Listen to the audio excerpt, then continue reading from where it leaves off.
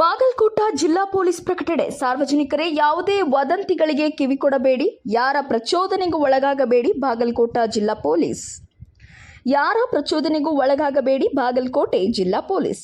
ಕಾನೂನು ಸುವ್ಯವಸ್ಥೆ ಕಾಪಾಡಲು ಸಹಕರಿಸಲು ಪೊಲೀಸ್ ಪ್ರಕಟಣೆ. ನವನಗರದಲ್ಲಿ ದಿನಾಂಕ 18 ಆಗಸ್ಟ್ 2024ರಂದು ಸಾಯಂಕಾಲ ಅಂಜುಮನ್ ಮಸೀದಿಯ ಧರ್ಮಗುರುಗಳ ಮೇಲೆ ಹಲ್ಲೆ ಪ್ರಕರಣಕ್ಕೆ ಸಂಬಂಧಿಸಿದಂತೆ ಬಾಗಲಕೋಟೆ ಜಿಲ್ಲಾ ಪೊಲೀಸ್ ಇಲಾಖೆ ಕಾರ್ಯಪ್ರವೃತ್ತವಾಗಿದೆ.